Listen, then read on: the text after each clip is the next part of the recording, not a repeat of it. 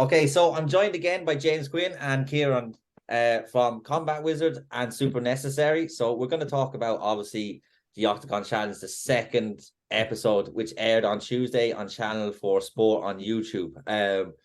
We were left, obviously, last time Aaron lost, so we were seeing the fallout from that, and it wasn't really much of a fallout. There was a lot of respect shown between the two of them. You could see them having a beer together, and then it was straight on to the next one. What did you do? I thought it was a pure class on the side of Team England. They didn't rub it in the Irish guy's face. They weren't overly expressive about it. Obviously, they celebrated, but they didn't really rub it in their face. So I was really good to see that side of sportsmanship from Team UK. And then the two boys having a beer after was just pure class. What was your thoughts on, obviously, the end of the last episode and kind of going into the start of this one? Yeah, well, I mean, you said it did, didn't you? Like, sometimes you don't see that side of the sport. Like, you see them, like, they may, like, shake hands after the fight in the cage, but then after the fact, you don't really know what goes on. So to see them, like, have a beer together and that was, it was really good. It's always good seeing that side of things. And, yeah, I think you're right. They didn't rub it in all right, and it's a win for us. Let's crack on, and I think that's how it's going to be. I think anyway.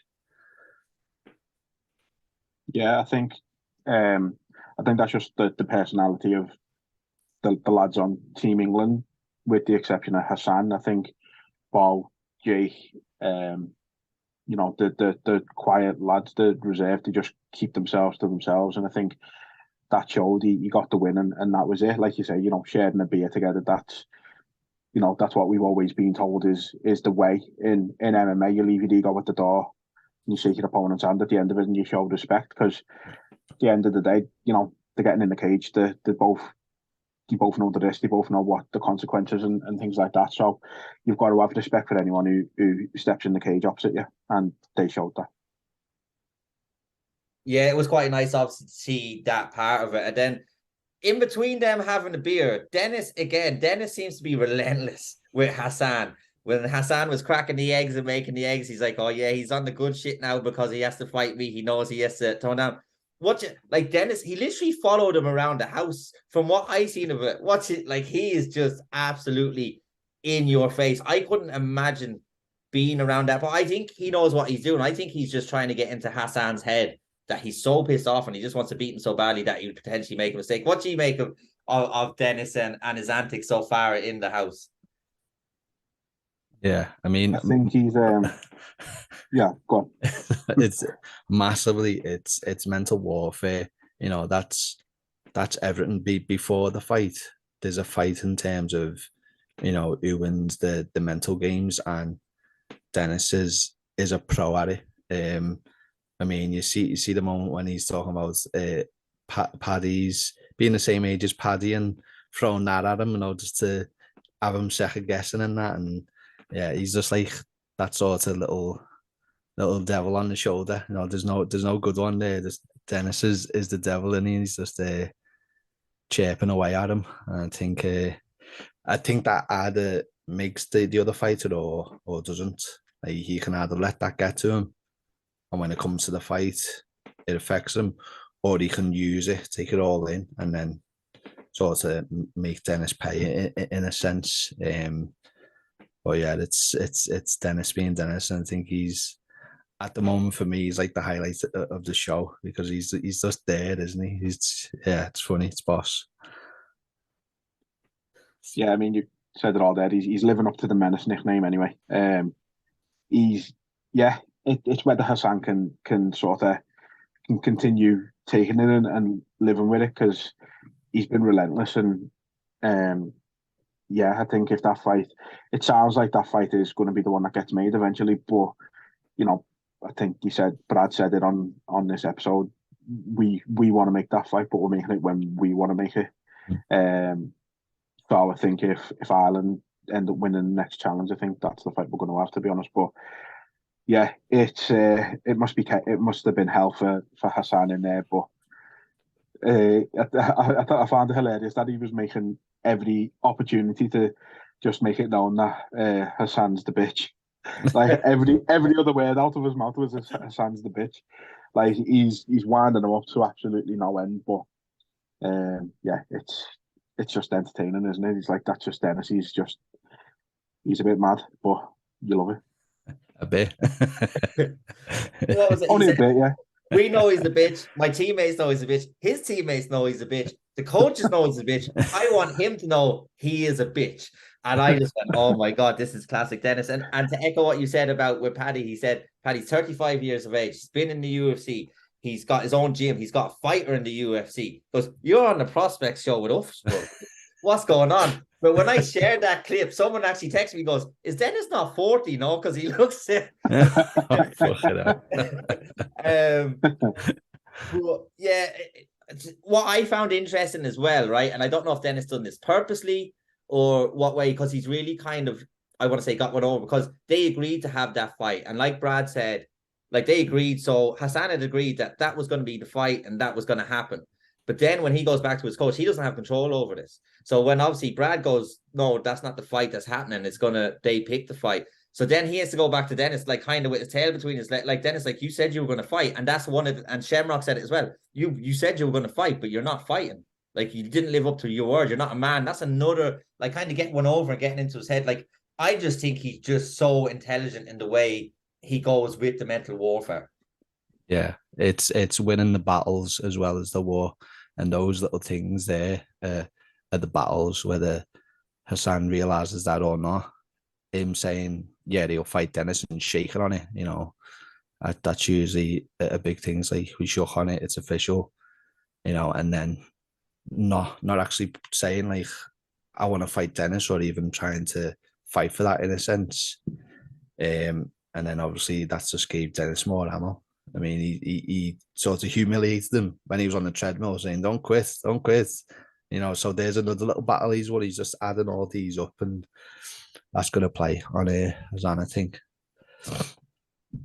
Yeah, like I think Dennis in his head, he's already got that fight won, which it can be dangerous at the same time.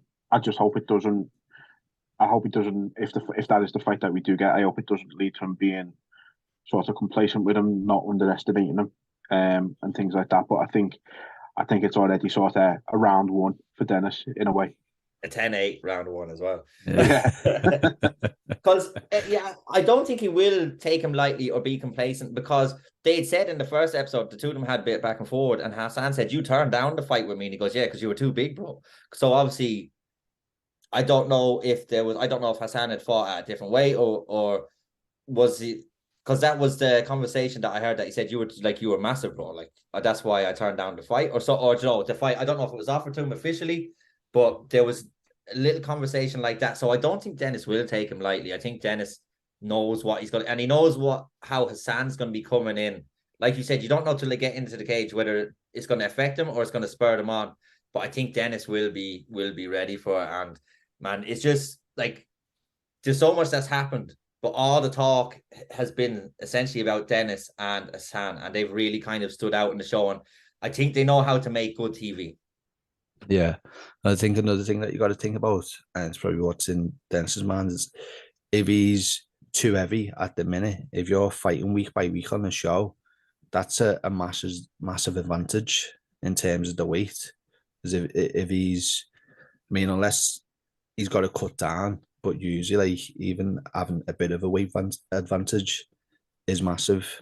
And then if he refuels, you don't know how big he gets. So I think that's probably the reason why Dennis being smart about it and thought, well, you're going to have that on me, you know what I mean? And that does play a factor, I think, when it comes to the fight. Yeah, I agree. Yeah, so obviously the reward the English team was they got to go around in the plane, which was quite cool. And it's these boys who actually run Octagon seem to be able to do fucking everything. I don't know. Yeah. I don't know what they did or where they went to school or where they went to college, but they wear a couple of hats. So it was good to see them. You seen George Staines in the front. And then the next challenge as well.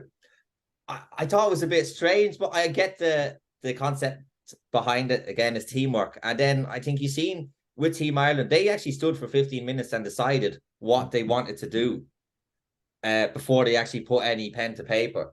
like, or before they started drawing. What did you make of the challenge? I thought, to be honest, the two things didn't look really that good. They're not really artists. They'll never give up their day jobs anyways, I don't think. Well, what's mad is Jake goes to university for the art. So when that challenge come around, he's probably like, okay, and Team England are probably like, okay, let's have Jake do the piece. And I mean, even the fella that they brought in, what's his name, Dior, the graffiti artist, he was like, well, it's that main piece that's sort of drove me towards them being the winner. So it's weird. I know it probably isn't or wasn't, but it felt like this episode was more driven towards Jake. He was able to show himself outside of the cage what he does, and then obviously the fight that happens later on. The challenge itself though was a bit of a mad one, innit? But I think maybe that's what all the challenges are going to be, aren't they? Like teamwork focused in that. So it's finding ways to teamwork outside of fighting, I guess.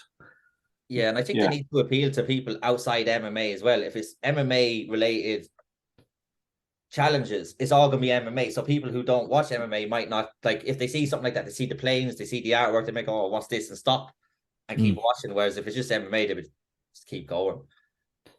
Yeah. No, I think it was quite telling that Jake did have that background, because, as you say, he kind of just knew what he wanted to do straight away. Team England were happy with him to sort of take the reins. It was him being able to show his sort of leadership qualities there, whereas Team Ireland needed that time to deliberate and go, right, what do we want to do? And then Dennis kind of took over from the actual art perspective. And I mean, I can't imagine sort of spray painting and graffiti is easy. And to be fair to him, I didn't think Dennis's was too bad, to be honest. But I agree with Kieran. I think the episode did feel a bit geared towards Jake. Obviously, the challenge suited him very well, and then obviously what followed as well. But it was an interesting challenge, like you say. They're trying to showcase different sides of them and different things to get others involved from outside of MMA. So yeah, I thought it was good. Yeah, because when it comes to situations like that, teamwork, or where they need to get something done or there's pressure on, that's when you actually see the real size of people. People who will say you don't know who's your friend until the shit hits the fan, and you get to see the real side of them. And that's obviously they're in a high pressure situation, being on the show, and when things aren't going right, and seeing how they react. So I think it's trying, like I said, it's trying to get across teamwork, and then you get to see the different sides. And like I said, it was geared towards Jake, and like that, Jake goes in to fight Armand, right? This makes me laugh so much, right? Armand does have his K1 titles. Everyone calls him a kickboxer. Have you looked at his record in MMA? It isn't something like this. It was 7-6 or something. Yeah. No. 6 wins all by subs, aren't they? Yeah. So how can someone be called a striker? I think he plays up to the fact as well. I think he's like, take me to the ground. I think he goes, he's a striker, strong. I think he plays up to it as well. Because I was talking about someone else. I say, how can, he is a very high level striker. But you look at his submissions. The only thing is sometimes he can get caught on the ground as well. But with his long limbs and stuff, it is a lot easier. He catches lads in triangles a lot of time. That was a tight squeeze he had on. But would you call Armand a striker or a submission artist looking at his record? Because I call him a submission artist, if anything. I think Armand kind of said it himself on the show. He's a mixed martial artist. He's very clearly very good striker. He's clearly very good on the ground, and I think they've played absolutely into what he wanted them to do in that fight.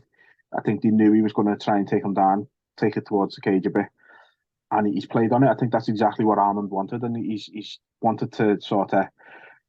I think he's wanted to rub it in Jake's face a little bit, to be honest, because obviously Jake, very high level jiu-jitsu, thought it was going to be a walk in the park if it gets tough down, and Armand knew that it wasn't going to be, and I think he's wanted to kind of rub that in Jake's face a bit, which I think we kind of seen a little bit after the fight as well. It wasn't the same as when Bo beat Aaron the week before, so very different feeling after the fight, but I think it worked perfectly for Armand. Yeah, how dangerous of a fighter can you be when your base is Thai. You've got all titles in K1 in that, and then when you go into MMA, you get all your wins by submission. It's like that's shown like I am a dangerous fighter. So if you perceive me as a K1 fighter, then that's your loss, because you're overlooking this side of me. And I think I even said to missus, because as Quinn said, Jake is a good wrestler and really good in jiu-jitsu. I said he's going to try to get Armin towards the cage and shoot in and take him down. And that's what happened. I think once he had all the guillotine, he weren't letting go. And like you said, you seen it. It was a tight guillotine, and that's Jake's first loss. So it's, even though it's his first loss, it's a big learn for him, because it'll shape his mentality a bit different when going in. I think as he said, I know what I'm good at, but Armin was like, they're sort of not giving me the respect they need to give me in the ground. So it's like, it was good. Armin knew what he was doing and what he wanted to do when it come to it. And yeah, it was a lovely submission, to be honest with you. Yeah, he had a tight grip, and it looked like that Jake was maybe going to get out at one stage, but he just followed him around and got it. And I think Brad, I think all the Team England, obviously because Jake's such high levels, they all underestimated his ground game. Like, I think they all really did, because they all said when it goes to the ground, it's over, it's over, it's over. And then obviously it went the way Armin went, and I think Armin plays on that. It's the same in Ireland when like he's fought amateur here. Like, people don't want to strike with him, so they'll go for the takedown, and it's like, okay, Rory Lavery, who is really high level, he beat him in 21 seconds. So yeah. Rory Lavery is like in Team Tour, is a really good jiu-jitsu gym, really good Muay Thai gym. But he obviously thought he had the advantage with Armin on the ground, and he done the same. He went in, and Armin got him. I think it was a guillotine. As well. He went to shoot in, Armin locked him up, and like Jay was saying though, after, I was kind of disappointed with obviously what we seen. Kind of after, looking forward to the next episode, the message left to Jake, because Dennis actually said at one stage, Joe, it was nice to see that England didn't rub it in when they won. So he said that, but then the whole team does the complete opposite. And I think this is where it will cause bad blood, and it might cause division within teams, because like Aaron's after losing, he got shown respect. So we don't know if all of Team Ireland had a part of it, but he might be going, this doesn't feel right, because Bo showed me respect when I lost. We shouldn't really be doing this to this guy. Like, your first loss at a young age is a hard experience, and to do it with the cameras and everyone around, I think this might cause a lot of friction going on, and it might even cause friction between the teammates as well. Yeah. I think it was a bit mad seeing that. I think obviously there's pranks and that in the end, there's, but then there's this. But I mean, in some cases, it's like some things aren't off limits. I mean, what he said they had planned for when they started, this is sort of minute. I don't know if you've seen what they had planned, like that they were going to do, but this is sort of minute in terms of that. But personally, for Jake, obviously going through, like you said, going through his first loss, and then he's going to beat something like that, it's just going to knock him a bit more. And as you see, he approached Dennis and said, sort of, where's the respect? And that's where Jake feel he's lacking. Like he even seen it before the fight. Dennis like, yes, Jake, yes, to the others, and left us out. So maybe that was a little bit of a shock to Jake as well when he seen that. But again, I think with Dennis, it's the art of war, and it's like keep them close still, you know what I mean? Just play games with them. So yeah, it depends how you look at it, I guess. Yeah, I think if the sort of the pranks and stuff would have been geared towards everyone to the level they have been with Hassan, then it would have made more sense. But the fact that, as I say, like, there was the respect with Bo and Aaron, Jake's being really sort of to himself in most of it. Same with George, and I just think it probably. I think you're probably right, David. I don't think it would sit right with Aaron.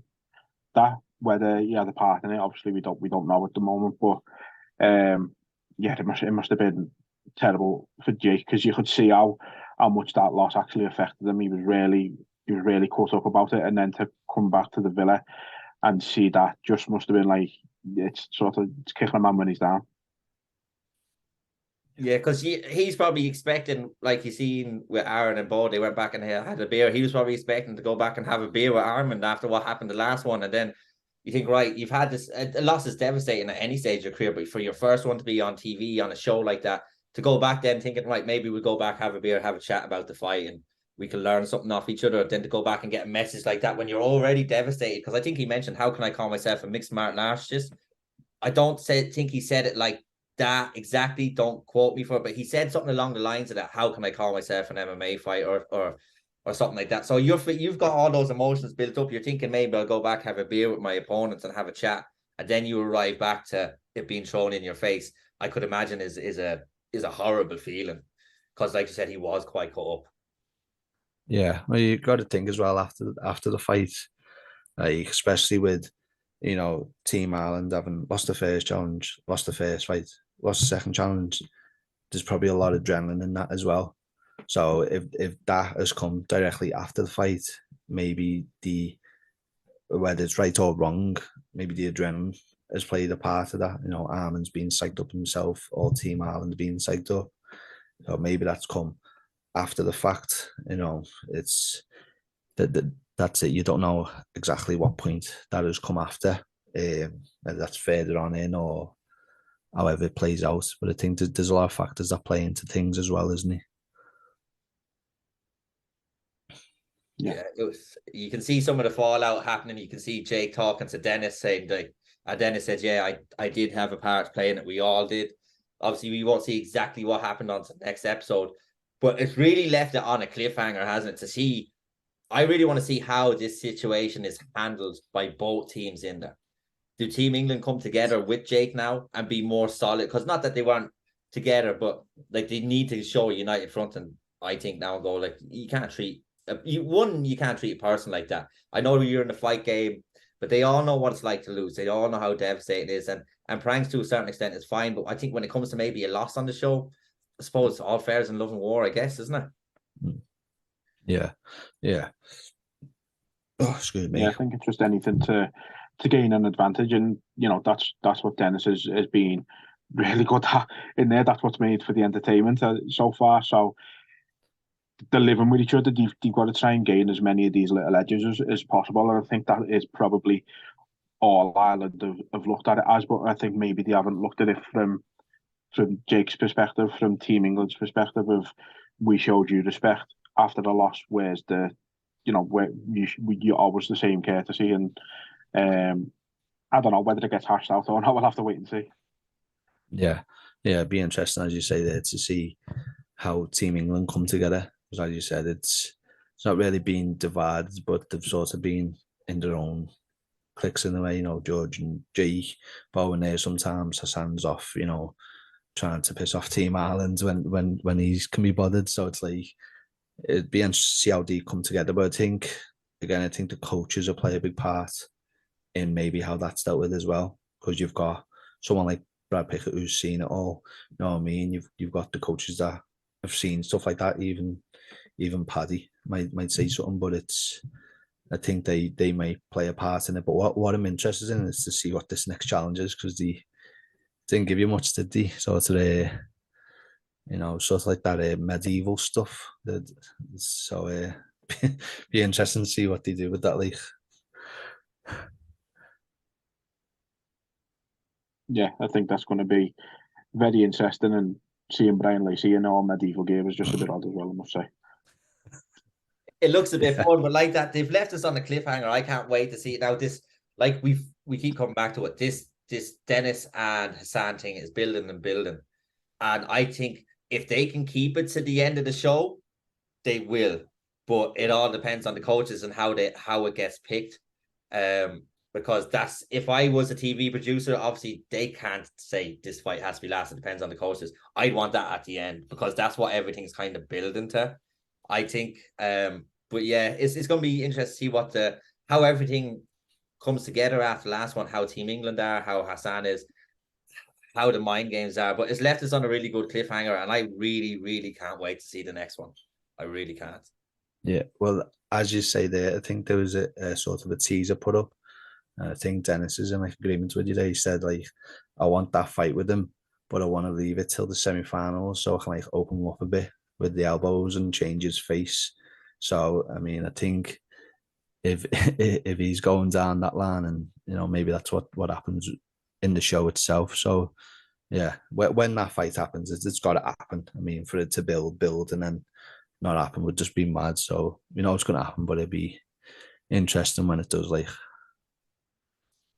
yeah, that's the sort of money fight in there at the minute. So I think everyone's invested in that one, from people in the house to us watching it. So that's the one that's got to be done, I think, at some point.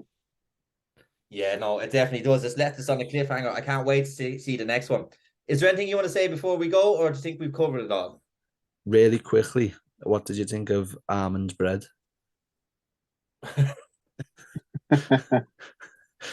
There was I remember that's after coming back to me there, because I rewatched it, but I didn't get to that part again. And the summer bread, wasn't it? Yeah. It was summery bread. Yeah. I don't really eat bread. Well, I won't be anyways. Yeah, they're fighters, aren't they? I suppose. Yeah, well, it's interesting because on one of the videos showing making the bread, Matt leaves a comment saying, "Do you think Hassan liked his bread?" So, actually, I've heard whispers about something. I've heard whispers about something like that, because Hassan took the chicken or something, wasn't it, in the first episode? I think something. I can't remember exactly what, but they said there is payback. So. It happened. I've heard whispers it happened, and it's not. Yeah, it's not pleasant. Is that coming in the next episode? I don't think it made the cut because of what it is or what it was. I think if you'd seen it, you'd see it there. But yeah. Okay, someone's gonna have to shoot me a voice message after and let me know what's actually going on here. Yeah. Just Team Ireland playing the pranks and Hassan being at the end of it again. And not only that, he got hit with toilet water as well. Forgot about that bit as well. You got soaked with toilet water. Yeah, so no, it's been interesting. I'm gonna have to get on the phone to one of you straight after we end this interview. That was exactly what happened. But it was a pleasure again this week.